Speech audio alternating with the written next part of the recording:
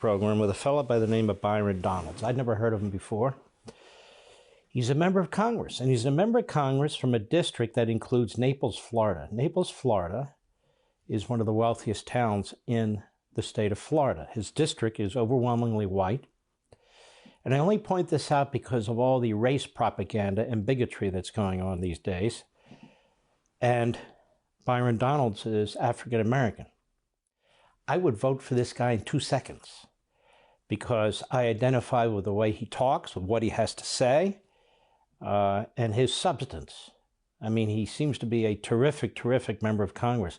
Instead, I have a stupid woman, white, liberal, typical, whatever I could say, and doesn't represent me in any respect. That's why this issue of race and white privilege and so forth and so on and critical race theory is such a perversion of the American experience. It really is. And I also think we conservatives are much more open-minded in this regard about race and about colorblindness than anybody else. The left, the Democrats, this is all they push. And they push it for political advantage, and they push it for power, and they push it for control and dominance. We don't push anything. We hear some guy running for office, we like what the guy or gal has to say, we'll support them. It's that simple. And so, but I want you to hear what Byron Donalds had to say the other day. It really caught my attention. And the way he started out was so perfect. So let's take a listen. Go. Hey, good evening. Byron Donalds, member of Congress from the great state of Florida, Congressional District 19. And for our friends in the media, I do want to apologize. I actually left my mask in my office. Why do I bring that up? Because it's important that in our capital, we start talking about the things that are real and not the things that are fake. You see, I already had COVID-19. The attending physician in this very capital gave me the antibody test last week. I still have it. I'm not spreading anything. I forgot my mask. The reality is, if you have antibodies, you're actually okay. The other reality is that the President of the United States, the Vice President of the United States, and Speaker of the House have all been inoculated. They have the vaccine, but they still wear their mask anyway. The reason they do this is because Washington is accustomed to fan dances. Washington is accustomed to doing fake things that don't matter. What the media will never tell you is last year, $4.1 trillion was appropriated to battle not only coronavirus, but to get our economy back on track. $1 trillion of that money still has not been spent. All right, so stop. In a little over a minute's time, is he not impressive? He said, no, I'm not wearing a mask. Why would I wear a mask? I have the antibodies. I can't get it and I can't give it. And as a matter of fact, the president, the vice president, the speaker of the House, they all got vaccinated. They can't get it and they can't give it. They're walking around with masks on. Why? Because it's fake. That's why it's fake. And while we're at it, we spent $4.1 trillion. We authorized the spending of $4.1 trillion over the course of this pandemic. 1/4 of it hasn't been spent. $1 trillion has not been spent when they're preparing to vote for another $2 trillion, the vast majority of which has nothing to do with the coronavirus. And then they plan another $2 trillion on infrastructure over that. You know what that means? That means hold on to anything you have that's tangible. Your jewelry, your real estate,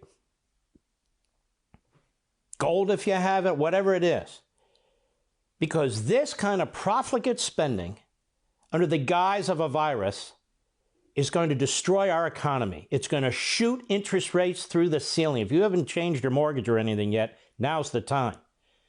Because when this hit, it's going to hit fast and it's going to hit hard. And I've been through this before, and some of you have too. It is ugly. And you can't afford a damn thing. And when you look at that, what they're going to do to the currency, on top of what they're going to do to the price of fuel, which is already, Biden's 5.5, 6 weeks in, already going up because they're going to reduce domestic supply.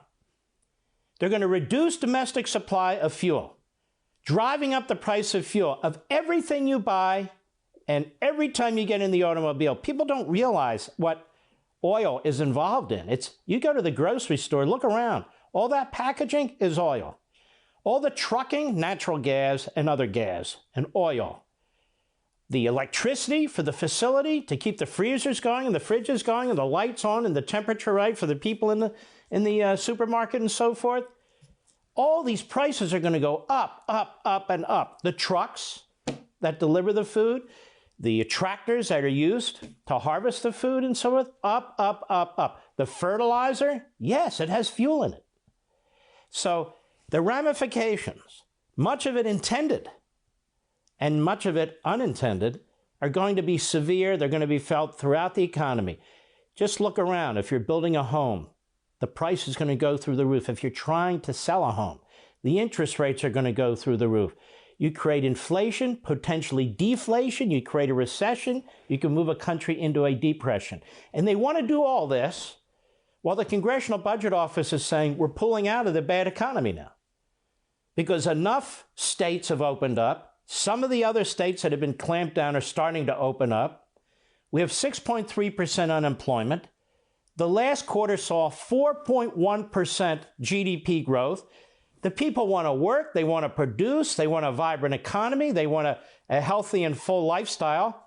That's what they want. We're Americans after all. But all these steps are being taken by this administration to flood the economy with paper, to open the border to illegal immigrants, to shut down jobs in the United States that involve smokestack industries, steel, aluminum, oil, even automobile production. They are at war with industrialization. That's been a big thing for the environmental movement for a long time. These people don't want sustainable growth. They want degrowth. You heard it here first, as I've talked about before. It is a degrowth movement, not a sustainable growth movement. I don't even understand what it means, a sustainable growth movement. And we'll get into that one day in much more detail. But I want to continue to listen to this excellent Congressman Byron Donalds. Go ahead. This bill that we're about to vote on in a couple of hours, only $500 billion goes towards either COVID-19 or money to help the American people. So stop. Out of the $2 trillion they want to spend, 1/4 of it goes to address the virus and to directly help and provide relief to people in the United States. $500 billion of the $2 trillion. They're going to drive us into massive debt because they're now taking money, printing money, and taking money from you and me to redistribute to their base. I've talked about this on radio. I've talked about this here with you. The Democrat Party is about the Democrat Party. Before country, before anything else, it's like the Communist Party. You must be an adherent and compliant with the Democrat Party. Your fealty must be to the Democrat Party, not the Constitution. They will do whatever they can to get power, to keep power, and to expand their power. That's it. And so 3/4 of that money is intended to pay off organizations, front groups, individuals, operations, facilities, you name it, that are supporters of or will eventually support the Democrat Party. It's going towards schools, they say. Really, teachers' unions. You have over $100 billion in this bill for schools over the next 10 years. It's actually $250 billion over the next 10 years, and $60 billion that was already approved in the prior bill has not even been spent yet. To do what? For what? You have hundreds of billions of dollars going to blue states and blue cities to help them dig out of their debt that they created long before there was a virus. This is to help them to pay their pensions and all the rest of it. This is the greatest scam, the greatest bank robbery, if you will, the American people in American history. And then they try to put other things in there too, you know, like the $15 minimum wage, which will blow out God knows how many small businesses, particularly small businesses in metropolitan areas and far off rural areas. Don't pay people $15 an hour if you can't afford it. I mean, in the food industry, most of the wait staff earns their money by tips. By tips. Once the minimum wage kicks in, and this isn't what people really are focused on, that's not going to be the case anymore. Why? They're still going to get tips. Yes, but they're going to be taxed, and they're going to be taxed up the wazoo. That's exactly what they're planning on doing. So Washington, D.C. not only doesn't have the answers, it is destructive. How many hours has Joe Biden spent in the private sector, in the productive private sector? 0. How many hours has Chuck Schumer spent in the productive private sector? 0. I'm not talking about think tanks and speeches and so forth, actually doing something. Nancy Pelosi, 0. So the leaders of the Democrat Party that lead this government have no experience in the private sector, no hands-on experience in the private sector. Trying to earn a buck, making a payroll, paying taxes, dealing with local, state, and federal regulations. They have no experience whatsoever. Everything they do is based on abstract theory, pressure groups, and power generation for the Democrat Party. It's appalling. Go ahead. That's it. 1.5 trillion is waste. 1.5 trillion is going to pay for bridges in New York or underground tunnels in California. Things that have nothing to do with the coronavirus. One other thing I want to point out is that some of our Democrat colleagues on the other side of the aisle, they know it's wasteful too. But the reason why you're going to see them vote for this bill is because they don't want to have to run for re-election without the support of Nancy Pelosi and the DCCC. This is important. And this is not just Pelosi. McConnell and Schumer do the same thing. They have these groups, the National Congressional Campaign Committee, in the Republican side, the Republican Senatorial Committee, and things of that sort. And these so-called leaders of the party in the House and in the Senate, they raise a fortune.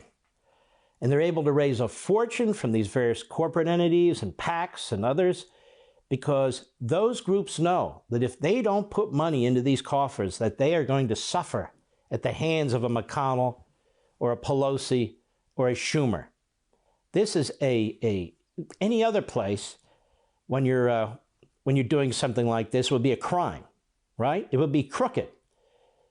So these corporatists, not even talking about the unions right now, these corporate, they don't believe in free market capitalism. You say to yourself, gee whiz, why do they support Democrats so much? Or why are they embracing Black Lives Matter? Or why are they doing this?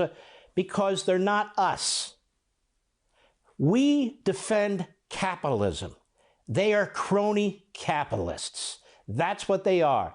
They're perfectly comfortable in a socialist system or a crooked system as long as there's somebody to pay and they can pay protection money, and that's the racket. As long as they can attack competition, that's the racket. So these corporatists are not in our camp, the vast majority of them. So what happens is Pelosi raises enough money that if some of her members in some of these marginal districts don't march behind her, she will undermine them and she will pay for an opponent. Now, only 2 Democrats chose to vote against this monstrosity of a bill. That means you have about 15, 18, 20 of them who pretend to be moderates when they go back to their districts, like this guy Gosheimer, I think his name is, and in New Jersey and others. And they say, look, I'm part of the, we can make it happen organization. I'm part of the caucus, the moderate caucus with the Republican, but they vote Democrat, whether it's impeachment, whether it's spending, whatever it is, and they'll throw away a vote here and there if Pelosi allows them. In the Senate, look at McConnell. McConnell's already announced that he is going to reach into various state primaries when it comes to the Senate because he only wants certain types of Republicans to win and to be sent to the Senate. And those Republicans have to declare their loyalty to Mitch McConnell. This is how a man who can barely speak, who's not the brightest bulb, who really has done very little profound, and he's the longest-serving Republican leader in the Senate in the history of the country. And he's soon to be the longest-serving leader, either party, in the Senate in the history of the country. And why? What the hell has he done? Has he done anything very effective? Look at the border. Look at his deals with Obama that slashed the military.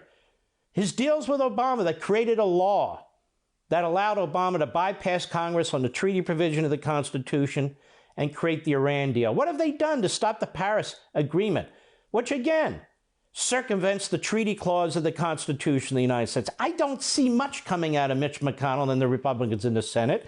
In fact, I don't think they comprehend or they don't have the courage to confront what's swirling around. in terms of even the election laws that are being pushed by the Democrats and what they did in the various states. Go ahead. That's real. That's what's actually happening up here in Capitol Hill. And my hope is that the Times and the Post and everybody else in the mainstream media actually report those facts. You see, the American people are being taken advantage of in the nation's capital. They will tell us that 70% of the American people support this bill. But if you actually talk to Americans in their everyday life and you tell them that $1.5 trillion will never see their business, never see their pocketbooks, never go to address COVID-19, they would never support a bill like that. And that is why myself and the freshman members of the Republican conference are not going to support this bill either. It is time we speak truth in the nation's capital. It's time we get real in the nation's capital and not support radical, wasteful, and fake relief bills like this bill tonight. Thank you. Wow. I'm telling you, that guy's a superstar. He really is. I mean, crisp, hits the issues, common sense, conservative basis, plain speaking so people can comprehend what's going on here. Boom, boom, boom, boom, boom. You learned more from that. How long was that? You learned more from that 2 minutes and 51 seconds that you learned on cable TV or anywhere else. That was very, very good. I'm very impressed with that gentleman. And one of the worst of the demagogues is Stacey Abrams in Georgia. And she's worked very hard and in some extent successfully to undermine the integrity of the voting system in that state. Even though she lost, she was shocked that she lost when she ran for governor a few years back, and she has refused to accept the fact that she lost. She's out front on CNN and MSNBC. She's out front among Democrats who use her as an example of, look at this. She actually won the election, but it was stolen from her. That's okay in her case. But she's going to continue to push Georgia in a leftward agenda by destroying the voting system. And every other state of this sort is looking at this and trying to mimic what she's doing. But the Republican legislature in Georgia is pushing back. The Republican legislature in Georgia, I read yesterday on Epoch Times, is taking steps to reinstitute the voting system that was in place before Stacey Abrams and her front group brought a lawsuit, before the Secretary of State there buckled with a consent decree in violation of Article 2, Section 1, Clause 2. So she's brought here in front of CNN with Anderson Cooper, who is a complete fraud, and I want you to hear some of this. Go. Representative Abrams, thanks for being with us. So you hear the former president, you see what's happening in your home state. How do you combat that? Okay, stop. How do you combat that?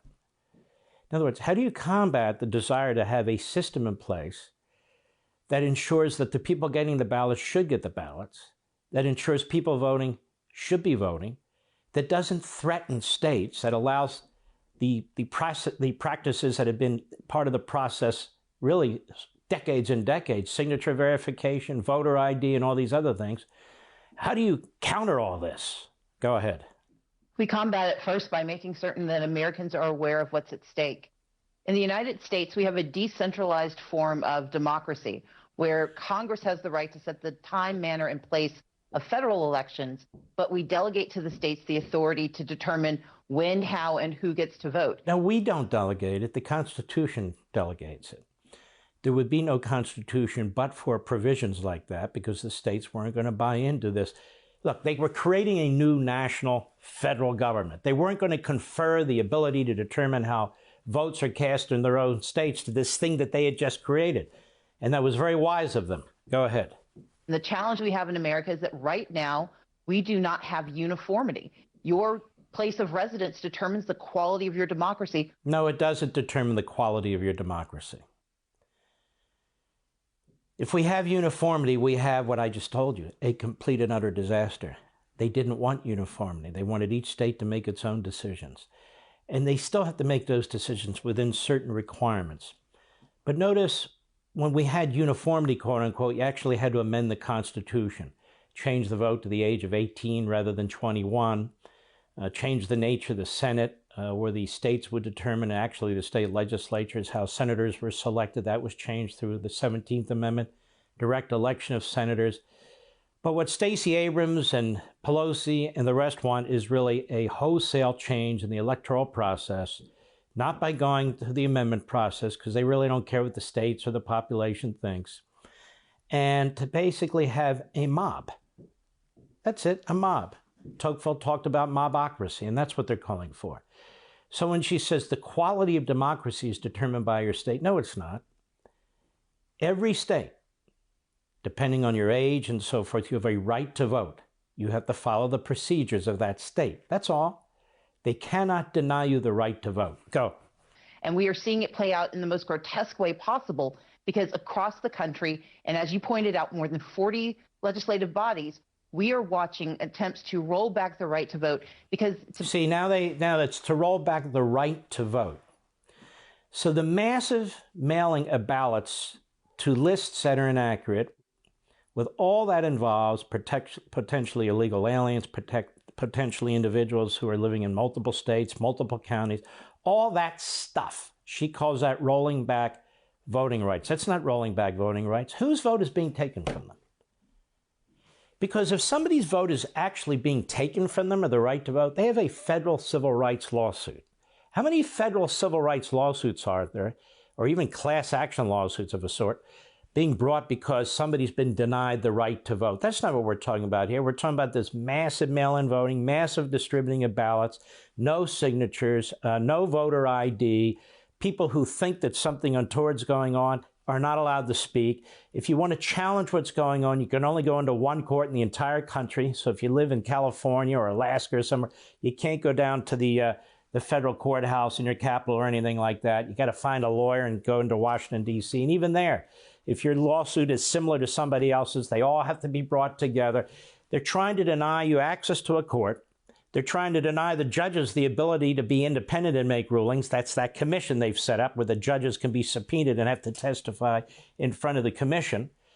They don't care if the lists are accurate. They talk about voting of individuals. They don't talk about voting of citizens. This is a complete ruse. Go ahead. They are not fighting to protect elections. They're fighting to preserve their ability to win. Oh, I see. Fighting to preserve their ability to win. Is that what Republicans are saying? Do the Democrats not have the ability to win unless they completely destroy the system? Is that what she's saying? What is she saying? Is she saying that people in the inner cities, particularly minorities, don't know how to vote in person, don't know how to absentee vote? What is she saying? Go ahead. Not what democracy is designed for. You do not get to rig the elections to the real election system to benefit your candidate. How is it rigging the election system when you tell people, if you can, we need you to vote in person? If you can't, you get an absentee ballot. If you've got one of several reasons why you need to use an absentee ballot, that's perfectly fine. Let me ask you something. How did Barack Obama get elected president of the United States? Under this rigged system. It's so stupid. This propaganda is so absurd. Go ahead. When you do so, we have laws to make certain you can't do it again. And what happened in 2020 was that we mitigated many of those laws that have been put in place since the evisceration of the Voting Rights Act that have made it hard. If you, as an individual voter, believe that you have been discriminated against on voting day or as a result of some voting regulation, you still have standing to bring a federal civil rights lawsuit against the state, the county, the city, or all of them. You still have a right to sue. The only thing that was changed was Big Brother in Washington was no longer necessary to oversee these states because these states had not violated the Voting Rights Act year after year after year after year. And the court said, okay, that's enough. So now she says they made all these changes because of the change in the evisceration of the Voting Rights Act. They didn't make any changes. The changes were made by the Democrats who went into these states, who cherry-picked courts, who cherry-picked governors and secretaries of states, who brought lawsuits like one of her front groups did, in order to change the voting system, not to make it fairer, but to make it more fraudulent. That's not protected under the Civil Rights Act of 1965. If Stacey Abrams were here in person and I could say to her, how can you assure us that fraud wasn't committed, a little or a lot, and how much do you know whether it was or was not, under existing law in Georgia? She'd have no answer. Go ahead. Donald Trump points out that you should only vote on a single day. Well, the problem with that is we have a diversified economy, and not everyone can show up on Tuesday. Whoa. Oh, we have a diversified economy. Everybody can't show up on Election Day. Well, we've never had a diversified economy, have we? We've always had a diversified economy. In fact, it's easier to get to the polling place now than it's ever been in American history. Imagine 100 years ago. But if you can't get to the polling place and you have a legitimate reason, and most states provide for that, you vote absentee. You don't vote absentee because you just want to vote absentee. You don't mail in your ballot just because you choose not to show up. States are saying no because we have no ability to ensure that this is a kosher election. When you show up in person, you have the judge there, the election judge, you have both parties there. You've done it. You go in, they pull up the registration. What's your name? What's your address? Let me see your ID. None of that happens when you do mail-in voting. None of it. So this isn't about some kind of a civil rights movement or making sure everybody can vote who's legitimate and eligible to vote. No, this is about destroying the electoral system and the practices that have worked in the past and the protections that we have. Go. And what is so deeply disturbing is that we are the world's most durable democracy, and yet we have one of the most fractured approaches to democracy. And ladies and gentlemen, she says we're one of the most fractured approaches to democracy. We don't seek to emulate Europe. Let Europe emulate us. That's the way it used to be. We have 50 sovereign states. This is key to understanding federalism and the nature of this country. We have fractured voting systems, she says, as if there's something wrong with that. Fractured voting systems don't in and of themselves create fraud. As I say, they have worked since forever. What she wants is a centralized voting system that imposes on the states what we've talked about the other day and what I very briefly summarized at the opening of this program. They want to impose a California-like voting system on the entire country without the ability of a state to resist, without the ability of a state to change. On the one hand, she says, we're a very big country, very diverse country, and we have all these different types of voting systems. We have a diverse country, and then you're going to impose a centralized voting system on us? If a state-based voting system was good enough for the framers and the ratifiers of the Constitution, they're good enough for me. Because we know Stacey Abrams and the Democrat Party are not interested in quote-unquote fairness or counting every vote. What they're interested in is power. Power for themselves and the Democrat Party. This is a power grab. Now, she's gone on here how long? Over 2 minutes? And not once was she interrupted by Anderson Cooper to raise a single question about what she's saying. Go.